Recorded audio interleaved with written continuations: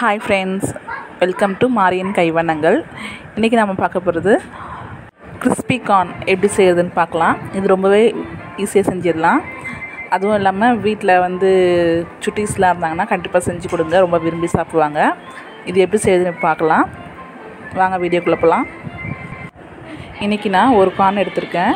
அது தோல்லாம் எடுத்துகிட்டு அந்த முடி மாதிரி இருக்கும்ல அதெல்லாம் எடுத்துருங்க. நல்லா க்ளீன் பண்ணிவிட்டு நம்ம ஸ்வீட் கார்னோட கார்ன் மட்டும் நம்ம எடுத்துக்கலாம். இந்த மாதிரி கையிலேயே உரிச்சிக்கோங்க. அப்போ தான் நம்மளுக்கு அந்த ஃபுல் ஷேப் நம்மளுக்கு கிடைக்கும். இந்த மாதிரி தனியாக கார்னை உரித்து வச்சுருங்க. கார்ன் இந்த மாதிரி நல்லா உரித்து வச்சுக்கோங்க. உரித்து வச்சுக்கிட்டு இப்போ நம்ம இதை வேக வைக்கலாம். இந்த மாதிரி ஸ்வீட் கார்னை வேக வைக்கிறதுக்கு ரொம்ப நேரம் தேவைப்படாது. தண்ணி கொதிக்க வச்சு அதில் போட்டு ஒரு 5 நிமிஷம் கழித்து எடுத்துடலாம். இப்போ பார்த்திங்கன்னா தண்ணி நல்லா காஞ்சிடுச்சு, கொதி வருது பாருங்கள். இந்த மாதிரி டைமில் நம்ம உரித்து வச்ச கார்னை இதில் போட்டுடலாம். அந்த கார்னில் அந்த நூல் மாதிரி இருக்கும் பார்த்திங்களா, அதெல்லாம் எடுத்துருங்க. ஏன்னா சாப்பிடும் போது சிக்கிக்குச்சின்னா குழந்தைங்களுக்கெலாம் சாப்பிட மாட்டாங்க கண்டினியூவாக. இப்போ பார்த்திங்கன்னா இந்த மாதிரி நல்லா கொதிச்சிடுச்சிங்களா. இந்த மாதிரி இருக்கும்போது ஒரு 5 நிமிஷம் கொதிச்சா போதும். ஏன்னா ஸ்வீட் கார்ன் சீக்கிரமாக வெந்துடும். இப்போ இந்த மாதிரி இருக்கும்போது ஆஃப் பண்ணிவிடுங்க. ஆஃப் பண்ணிவிட்டு தண்ணிலாம் எடுத்துகிட்டு வெறும் கார்ன் மட்டும் நம்மளுக்கு வேணும். அதனால்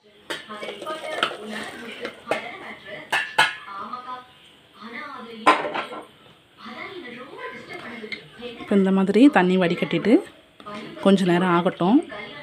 இருக்கிற தண்ணியெல்லாம் நல்லா வடிகட்டட்டும். அதுக்கப்புறம் நம்ம பவுடர்லாம் போட்டு மிக்ஸ் பண்ணலாம். இப்போது நம்ம சோளம் நல்லா காய வச்சு எடுத்துருக்கோம் தண்ணி இல்லாமல். இப்போது இதில் நம்ம 1 டேபிள் ஸ்பூன் அரிசி மாவு சேர்த்துக்கிறோம். 1 டேபிள் ஸ்பூன் அரிசி மாவுக்கு 4 டேபிள் ஸ்பூன் சோள மாவு சேர்க்கணும்.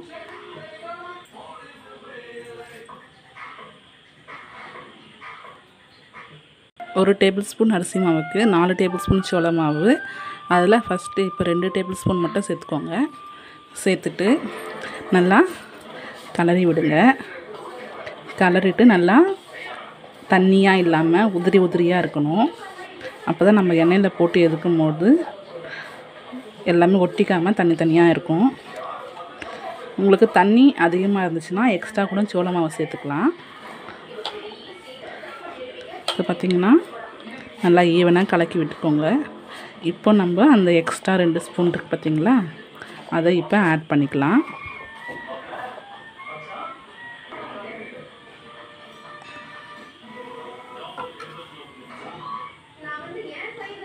இப்போ எக்ஸ்ட்ரா 2 டேபிள் ஸ்பூனும் சேர்த்தாச்சு. மொத்தம் 4 டேபிள் ஸ்பூன் சேர்த்துருக்கோம். இப்போ இதை நல்லா கலரி விட்டுடுங்க. இப்போ இந்த போட்ட 2 ஸ்பூன் சோள மாவையும் நல்லா கிளறி இந்த மாதிரி நல்லா தனியாக உதிரியாக இருக்கணும். இப்போ நம்ம எண்ணெயில் போட்டு எடுத்துடலாம். இந்த மாதிரி எண்ணெய் நல்லா காஞ்சிடணும். எண்ணெய் நல்லா காஞ்சதுக்கப்புறம் போடுங்க. அதுக்கு முன்னாடி போட்டிங்கன்னா எண்ணெய் நல்லா குடிக்க ஆரம்பிச்சிரும். அதனால் நம்மளோட கிறிஸ்பினஸ் கிடைக்காது. அதனால் எண்ணெய் நல்லா காஞ்சிருக்கணும். நம்ம போட்டோடனே பபிள்ஸ் வரணும். அந்த அளவுக்கு காஞ்சிருந்தால் போதும். கொஞ்சமாக போட்டு எடுத்துக்கோங்க.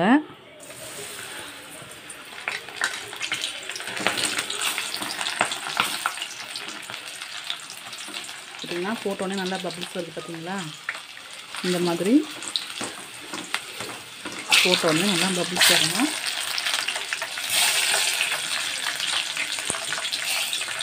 இந்த பபிள்ஸ்லாம் அடங்கினதும் எடுத்துடலாம்.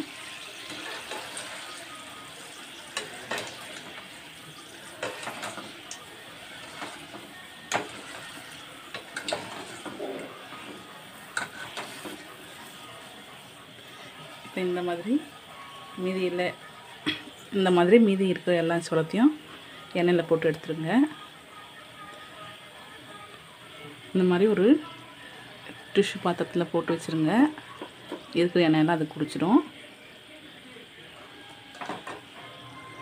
பார்த்திங்கன்னா நம்ம எல்லா சோளத்தையும் பொரித்து எடுத்துருக்கோம். இது பண்ணும்போது நம்ம ஒரு முருங்கு சவுண்டு வருது பார்த்திங்களா, இந்த மாதிரி இருக்கணும். பொரிச்சு எடுத்தால் சோளம் இந்த வந்து முருன்னு சவுண்டு வரணும். இப்போ நம்ம இதில் மசாலாலாம் சேர்த்துடலாம். கொஞ்சமாக மிளகாய்த்தூள், மிளகுத்தூள் சேர்த்துக்கிறோம். உப்பு தேவையான அளவு சேர்த்துக்கோங்க. 1 ஸ்பூன் சாட் மசாலா சேர்த்துக்கோங்க. சாட் மசாலா இல்லைன்னா பரவாயில்ல, வெறும் மிளகாய்த்தூள் அப்புறம் பெப்பர் தூள் அது மட்டும் சேர்த்துக்கோங்க, போதும். இப்போ இது கூட கொஞ்சமாக எலுமிச்சை பழம் பிழிஞ்சு விட்டுக்கோங்க புளிப்புக்காக. இப்போ இதை நல்லா கலரி விட்டுடுங்க.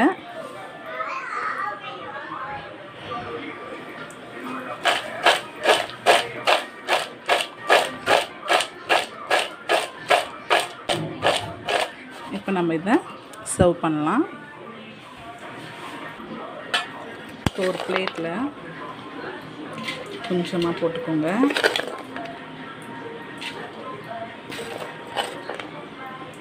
போட்டுட்டு இதுக்கு மேலே கொஞ்சமாக ஆனியன் போட்டுக்கோங்க. ஆனியன் அப்புறமா கொஞ்சமாக மல்லி இலை போட்டுக்கோங்க. அவ்வளவுதான். அப்புறமா அழகுக்காக கொஞ்சோண்டு ஒரு துண்டு எலுமிச்சை பழம். அவ்வளவுதான். நம்மளோட டேஸ்டியான கிறிஸ்பியான கார்ன் ரெடி ஆகிடுச்சு. நீங்களும் அதை வீட்டில் ட்ரை பண்ணி பாருங்கள். டேஸ்ட் எப்படி இருக்குன்னு கமெண்ட் பண்ணுங்கள். இந்த வீடியோ உங்களுக்கு பிடிச்சிருந்ததுன்னா லைக் பண்ணுங்கள், ஷேர் பண்ணுங்கள். மறக்காமல் நம்ம சேனலை சப்ஸ்கிரைப் பண்ணுங்கள். தேங்க்யூ.